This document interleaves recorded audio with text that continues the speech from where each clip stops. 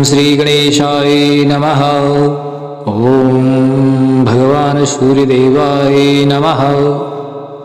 भगवान सूर्य जिनकी आराधना देवताओं ने भी की, जिस प्रकार श्री राम जी ने उनकी आराधना की, भगवान श्री कृष्ण द्वारा सूर्य की महिमा का वर्णन किया गया।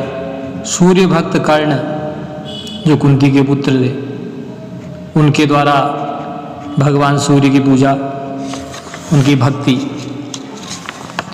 और हनुमान जी जो गुरु के रूप में सूर्य को उन्होंने अपनाया। सूर्य जिसका मजबूत होगा उसको कोई परेशानी नहीं होगी, कोई कष्ट नहीं होंगे, कोई ग्रह उसका कुछ नहीं बिगाड़ सकते हैं। भगवान विष्णु के 12 कला निधान पुरुषोत्तम अवतार भगवान श्री राम ने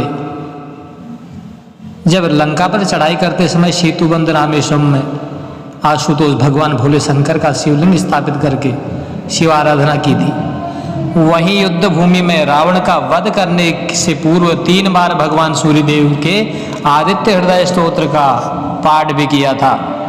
महर्षि वाल्मीकि ने अपनी रामायण में इस प्रसंग की चर्चा करते हुए लिखा है कि युद्ध के अंतिम दिनों में भगवान श्री राम, लक्ष्मण जी और उनकी सेना काफी थकी हुई थी। नाभि में अमृत होने के कारण रावण मर नहीं रहा था। सभी देवता आकाश में एकत्रित होकर उस दृश्य को देख रहे थे। इसी समय महर्षि अगस्त्य रणभूमि में श्री राम जी के समक्ष अवतरित हुए। महर्षि अगस्त्य ने श्री रामचंद्र जी से कहा, हे राघव, निराश न हो, आप भगवान सूर्यदेव जी का ध्यान करके उनके परम प्रतापी आदित्य हृदय स्तोत्र का 3 बार पाठ कीजिए।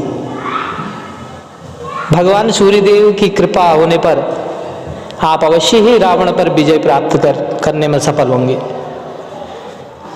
महर्षि अगस्त्य के कहने पर भगवान श्री राम ने सूर्यदेव को नमन करने के पश्चात पूरे विधि विधान से आदित्य हृदय स्तोत्र का पाठ किया, उसका स्तवन किया। तत्पश्चात भगवान भास्कर की कृपा से राक्षस राज रावण का हनन करने में सफल हुए।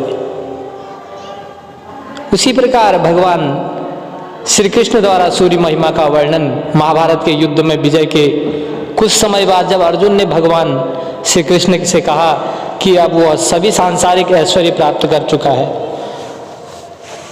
अतः मोक्ष की प्राप्ति के लिए उसे किस देवी देवता की और किस प्रकार से आराधना उपासना करनी चाहिए, तब भगवान श्री कृष्ण ने स्वयं अपने श्री मुख से कहा था कि हे अर्जुन, तुम्हें ब्रह्म के साकार स्वरूप भगवान सूर्यदेव की पूजा आराधना करनी चाहिए और अधिक से अधिक संख्या में उनके परम पवित्र आदित्य हृदय स्तोत्र का पाठ करना चाहिए।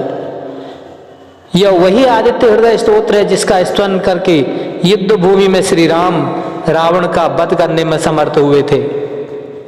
भगवान विष्णु के पूर्ण अवतार योगेश्वर श्री कृष्ण स्वयं सूर्यदेव को ब्रह्म का साक्षात स्वरूप मानते हैं। यही कारण है कि वनवास काल में जब 5 पांडव और द्रौपदी वनों में भटक रहे थे और दाने दाने को परेशान थे, तब भगवान श्री कृष्ण ने धर्मराज युधिष्ठिर को भी सूर्यदेव की आराधना उपासना करने की सलाह दी थी, उनका पूजन करने की सलाह दी थी। युधिष्ठिर की सूर्य आराधना पर प्रसन्न होकर ही भगवान रविदेव ने उन्हें वह अक्षय पात्र दिया था जिसमें कुछ भी न पकाने अथवा डालने के बावजूद उसमें से निकाल कर असंख्य व्यक्तियों को सभी प्रकार का भरपूर भोजन खिलाया जा सकता था।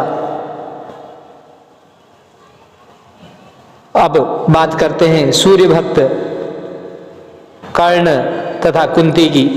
द्वापर युग में पांडवों के समान ही यह तो लगभग सभी व्यक्ति भगवान सूर्यदेव की आराधना अथवा उपासना करते हैं, परंतु उन सभी में सूर्यपुत्र कर्ण का स्थान अनन्यतम है।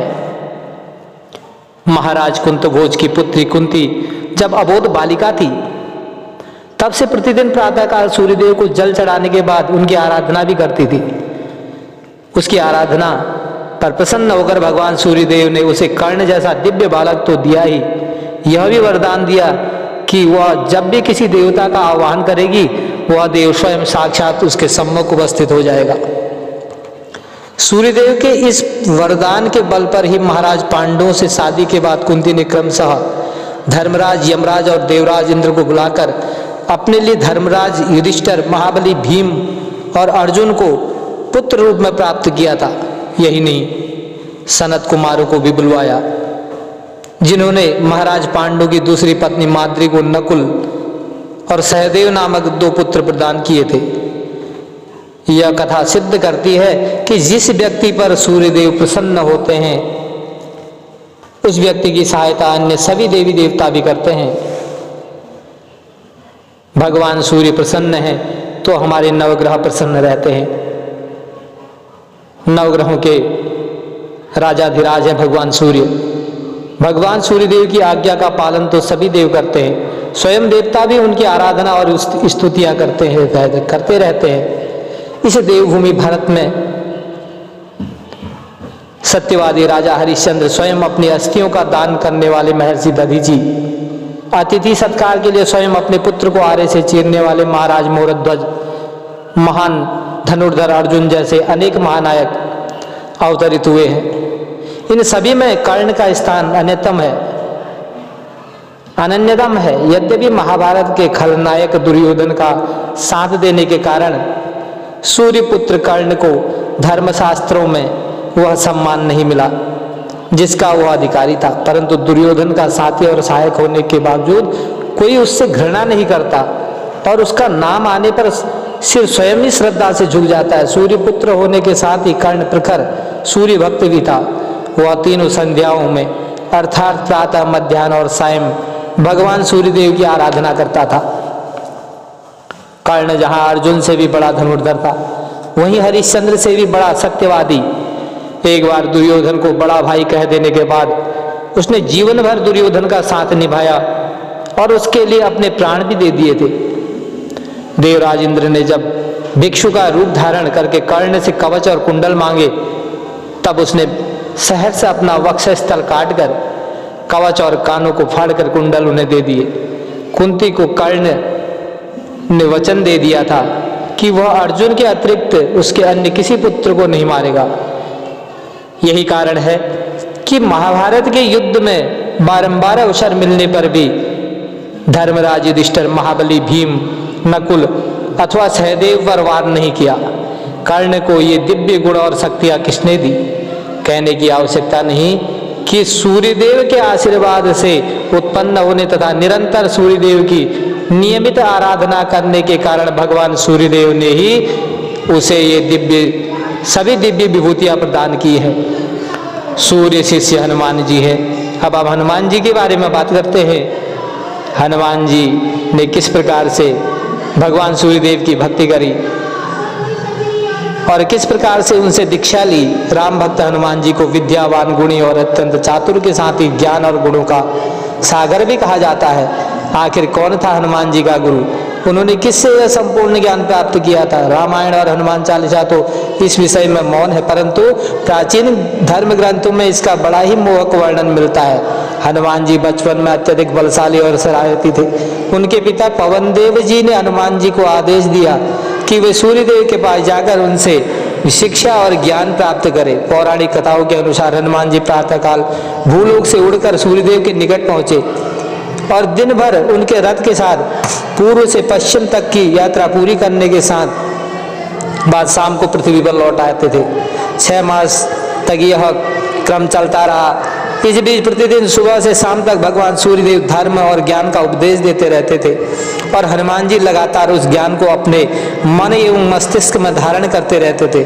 उपरोक्त कथाओं के विपरीत यद्यपि यह कथा प्रतीक रूप में है, परंतु इस बात को भी प्रमाणित करती है कि भगवान सूर्यदेव जी की प्रकाश के प्रबल पुंज और जीवन के सारे आधारों के प्रदायक होने के साथ ही ज्ञानदाता भी हैं। वैसे हमारे वेदों में भी गायत्री मंत्र के रूप में सविता अर्थात सूर्यदेव से ही ज्ञान प्रदान करने और अंधकार से निकालकर प्रकाश में ले जाने की प्रार्थना की गई है। चारों ही युग में हमारे आराध्य देव भगवान सूर्य नारायण जी सर्वाधिक पूजनीय देव रहे हैं और लगभग सभी धर्मशास्त्रों ने आपको न केवल सबसे बड़ा देव बल्कि ईश्वर का साक्षात स्वरूप भी माना है। सतयुग अथवा वैदिक काल में मूर्ति पूजा प्रचलन नहीं था।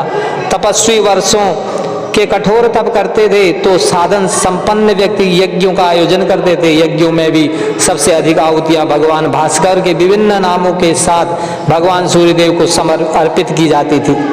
त्रेता युग में भगवान श्री राम ने स्वयं सूर्यदेव की वंदना की थी, तो महावीर हनुमान जी ने अपना शिष्यत्व ग्रहण किया था। द्वापर में जहाँ कुंती सहित सभी पांडव और द्रौपदी भगवान सूर्यदेव के उपासक थे, वहीं कौरव पक्ष में भी सूर्यपुत्र कर्ण और गंगा पुत्र भीष्म पितामह सूर्यदेव जी के प्रखर भक्त थे। यह कलयुग भी कोई अपवाद नहीं है। राजपूतों का एक बड़ा वर्ग स्वयं को सूर्यदेव का वंशज मानते हुए अपने आप को सूर्यवंशी कहता है। वहीं लगभग सभी हिंदू राज परिवार सूर्यदेव की आराधना विशेष रूप से करते हैं। यही कारण है कि संपूर्ण भारत के साथ साथ नेपाल में भी विभिन्न राज परिवारों द्वारा बनवाए गए सूर्यदेव जी के अनेक विशाल मंदिर विभिन्न नगरों में। वास्तविकता तो यह है कि भगवान सूर्यदेव की नियमित आराधना उपासना इस लोक में सभी ऐश्वर्यों और उपलब्धियों तथा अंत में मोक्ष प्राप्त कराती है। ईश्वर के साकार स्वरूप भगवान सूर्यदेव जी की आराधना उपासना के मार्ग से भटक जाने के कारण ही आज प्रत्येक मानव संपूर्ण समाज और अधिकांश विश्व इतने दुख और संताप झेल रहा है। इस तथ्य को जितना शीघ्र समझ लेंगे, जितनी जल्दी भगवान सूर्यदेव के शरणागत होकर उनकी आराधना उपासना प्रारंभ कर देंगे, उतना ही शीघ्र हमारा और विश्व का कल्याण होगा। भगवान सूर्य की कृपा विशेष फल प्रदान करने वाली है। एहि सूर्य सहस्रांशो तेजो राशि जगतपते अनुकंपयम माम भक्त्या ग्रहणार्घ्यम दिवाकरो। भगवान सूर्य को अर्घ्य देने का मंत्र है। उपरोक्त मंत्र मन ही मन स्तवन करते हुए भगवान सूर्यदेव जी को अर्घ्य अर्पित करने के पश्चात ओम सूर्याय नमः कहते हुए एक बार भगवान भास्कर को पुनः नमस्कार करें। इसके बाद हाथ जोड़कर आप भय रोग निवारक और रिद्धि सिद्धि प्रदायक इस सूर्य स्तोत्र का मन ही मन स्तवन कीजिए। प्रातः स्प्रमामि खलु तत्सवितुर्वरेण्यं रूपम ही मंडल मृग्योत तनूर्यजूषि सामानी यस्य किरणाः प्रभवादिहेतुं ब्रह्मा हरात्मकमल शयमिचन्त्य विरूपं प्रात्र नमामि तरणिं तनुवांगमनोभि ब्रह्मेन्द्र पूर्वक सुरेर नत्मर्चितं च वृष्टि प्रमोचन विनिग्रहेतु भूतं त्रैलोक्य पालन परम त्रिगुणात्मकं च प्रात्र भजामि सविता रमन्त शक्ति पापोघ शत्रु भय रोग हरं परं च तम सर्वलोक कला कलनात्म कला ककाल मूर्ति गोकंठ बंधन विमोचन मादिदेवम। श्लोक रिमैदम भानु प्रातः काले पठेतु यः सर्वव्याधि निर्मुक्तः परम सुखमवाप्नुयात्। मैं भगवान सूर्यदेव के उस दिव्य स्वरूप का प्रातः काल स्मरण करता हूँ जिनका मंडल ऋग्वेद, शरीर यजुर्वेद और किरणें सामवेद हैं, तथा जो ब्रह्मा विष्णु और शंकर के रूप में जो जगत की उत्पत्ति रक्षा और नाश के कारण हैं तथा अलक्ष्य और अचिंत्य स्वरूप है। मैं प्रातः काल शरीर वाणी और मन के द्वारा ब्रह्मा इंद्र आदि देवताओं से स्तुत और पूजित वृष्टि के कारण एवं विनिग्रह के हेतु तीनों लोकों के पालन को तत्पर और सत्व स्वरूप एवं त्रिगुण रूप धारण करने वाले तरणी सूर्य भगवान को नमस्कार करता हूँ, जो पापों के समूह तथा शत्रुजनित भय एवं रोगों का नाश करने वाले सबसे उत्कृष्ट है, संपूर्ण लोकों में गणना के निमित्त काल समय स्वरूप है और गौओं के कंठ बंधन छुड़ाने वाले हैं। उन अनंत शक्ति संपन्न आदिदेव सविता सूर्य भगवान को मैं प्रातः काल भजता हूँ। जो मनुष्य प्रातः काल सूर्य के स्मरण रूप इन तीनों श्लोकों का पाठ करेगा वह सब रोगों से समस्त शत्रु भय से मुक्त होकर परम सुख प्राप्त हो करेगा। आप संस्कृत के मूल सूर्य स्तोत्र का स्तवन करें अथवा इसके हिंदी अनुवाद का पाठ, भगवान सूर्यदेव जी को इससे कोई अंतर नहीं पड़ता है। भगवान सूर्यदेव जी और अन्य सभी देवी देवता हमारी भाषा नहीं, भक्त की भावना देखते हैं। यही नहीं, आप इस स्तोत्र के स्तवन के पश्चात अथवा इस स्तोत्र के स्थान पर भगवान सूर्यदेव जी से और प्रार्थना भी कीजिएगा। दीन दयालु दिवाकर देवा, कृप मुनि मनुज सुरासुर सेवा, हिमतम करके हरि कर माली, दहन दोष दुख दुरित रुजाली। कोक कोक नद लोक प्रकाशी, तेज प्रताप रूप रस राशि, सारधि पंगु दिव्य रथ गामी, हरिशंकर विधि मूर्ति स्वामी। वेद पुराण प्रकट सब जागे, तुलसी संभगति वर मांगे। जय सूरज जय भुवन विभाकर, जय भूपूषा जय प्रखर प्रभाकर, जय पावक रविचंद्र जयति, जय शतचितानंद भूमा जय जय। जय जय विश्वरूप हरि जय, जय हर अखिलात्मन जय जय। जय विराट जय जगतपते, गौरीपति जय रमापते। ओम आदित्याय भास्कराय नमः। भगवान सूर्यदेव की कृपा आप सब लोगों के ऊपर बनी रहे।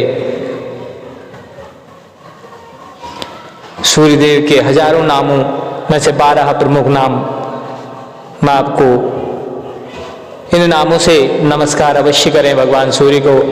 ओम मित्राय नमः, ओम रवये नमः, ओम सूर्याय नमः, ओम भानवे नमः, ओम खगाय नमः, ओम पूषणे नमः, ओम हिरण्यगर्भाय नमः, ओम मरीचये नमः, ओम आदित्याय नमः, ओम सावित्रे नमः,